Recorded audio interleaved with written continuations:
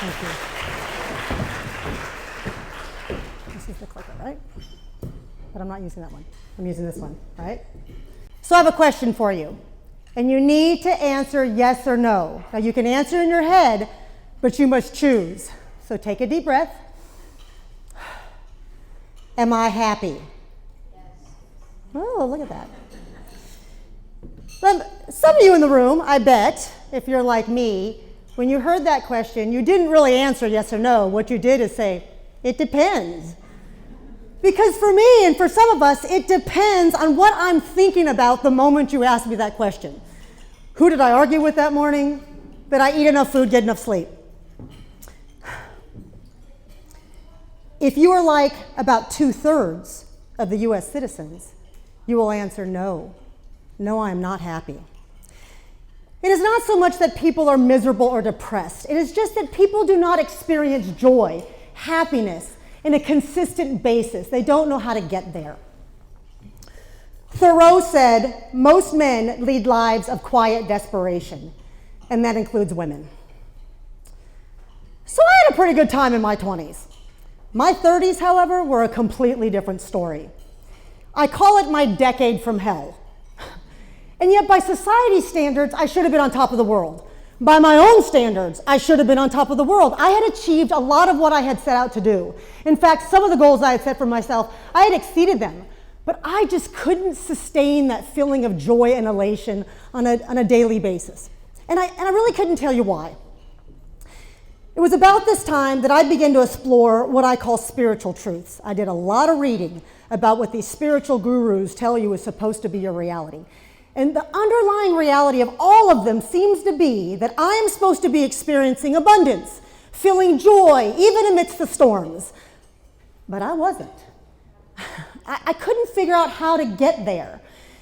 And so I began to wonder, is this just pie in the sky? Are they just BSing us and this really isn't real? You know, maybe happiness is a luxury, like a true luxury out of reach item. And I'm just like the masses. I'm just gonna kind of live a life of, well, you know, it's good enough, whatever. I'm gonna settle. Ugh. But I did not like that. I wanted to be one of those special people, whoever they were. So I did what I always had done when I really wanted something. I put in the work. I started putting in the research. I looked into what success and happiness looks like, walks like, talks like. I read thousands of research papers. I interviewed hundreds of people. And ultimately, I got honest with myself about myself. After a few decades, I put all that information into a book. So the good news is, there is a formula to happiness. There is a way to think and walk your way into peace, joy, freedom, success, happiness, in any other area of your life, regardless of how you're feeling. You're still going to experience the feelings, but you're going to get there much quicker. I do not have the time to tell you what's in my almost 300-page book, but I can tell you the research proves there is one underlying foundational principle that kind of gets the ball rolling in the right direction. So I'm going to share that with you today. However, I can't share it with you. It won't make as much sense until we revisit why is it that 2/3 of the US population, you walk into a group of 10 people, 6 to 7 of those people are not going to be having a good time. They're going to be sad. They're going to be unhappy. So we need to look at the research. For decades, world research institutions have been examining happiness because they know that happiness is a viable indicator of people's health. Unfortunately, the US is very sick. These groups, Oxford, the UN, Gallup, they know that people who have the highest levels of happiness tap into sort of their social networks. They know that the countries, they have been looking at 150 different countries for decades. And since 2012, they have produced something called the World Happiness Report. So they've been looking at this data. It's been relatively static. Countries in the top hang out there, countries on the bottom hang out there. You are who you hang around. Social networks. What they did not expect, though, was what happened recently in sort of the dramatic impact that the global lockdown had on the world, in particular the US. So Worldwide isolation. Research already knows. We've already proven isolation is not good. We are social creatures. We are designed to be in union, to connect with people, and not just family and friends. The stranger, somebody you may never meet again, somebody you may only meet once. Our social connections matter. So the researchers knew that there was going to be a decrease in happiness. And in fact, every single one of these 150 countries dropped in happiness, at least by a percentage point. What they did not expect to happen is what happened here in the US, and it's troubling. Of the 150 countries, pre-lockdown, the US had always hovered in that top quartile, even in the top 20. Post-lockdown, the US is ranked 120th out of 150 countries. That puts us in the bottom quartile. What's even more troubling is what's happening amongst women. The lockdown exacerbated normal, natural human feelings, sadness, worry, fear, anger. These are normal, you're going to have them. The lockdown did a number on us women. Women experience more negative emotions than they do positive emotions across the board, no matter how you slice them. Age, race, gender, women. I guess the other ones don't matter. No matter how you slice women, no matter how you divide them up, women across the board experience more negative emotions than they do positive emotions. So some of you in that room, it was great to hear a resounding yes, but there are some of you that absolutely did not. Or you know somebody. Every single one of us knows somebody. It's impossible. In a group full of 10, 6 to 7 of those people are going to say, no, I'm not happy. And so for those of you who said, I'm not happy, for those of you who know these people, it's a rough environment. And I know you personally don't want to stay there, and I know your loved ones don't want to stay there.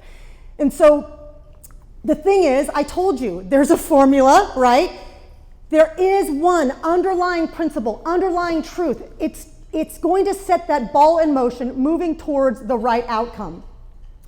And that is going to be that people who have the highest levels of happiness, people who understand that life is meant to be lived in union with others as we turn ourselves into the unit of blessing. Hence, everything I say and do, all my time, all my talent, all my treasures, is not for me. It is for you. People who consistently give, consistently serve, recognize that you are designed to be a blessing. You in turn are blessed to be that blessing because you give your time and your talents and your treasures to other people, and not just family and friends, not just people who can say, thank you, I love you, you're great, and pat you on the back, but the stranger, the person who will never pay you back, the person who may never know who you are, maybe even someone who's downright antagonistic. If you're serving strangers, some of them are antagonistic. But people who embrace this lifestyle know that's the difference.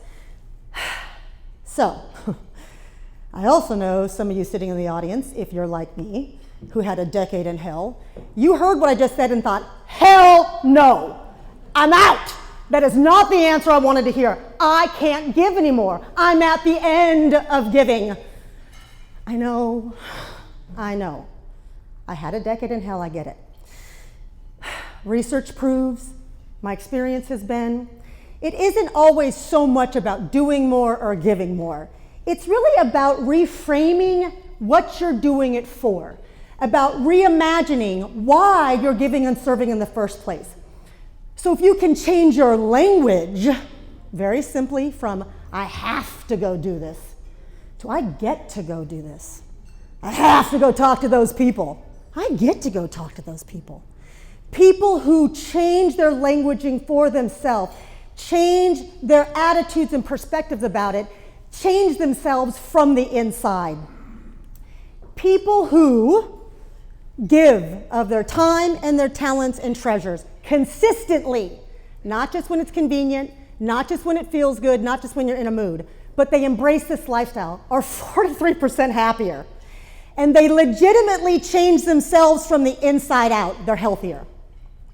So, you've heard the age-old wisdom, possibly. It is better to give than receive. Research bears this out. Those people who embrace a lifestyle that everything you say and do, your time and your talents and treasures are designed for other people, are happier. So ultimately, is happiness a luxury reserved only for a few? Absolutely not. It's a gift. It's a gift you give yourself when you embrace that everything you are is a blessing to others. So today, go out there and be a blessing. Shalom.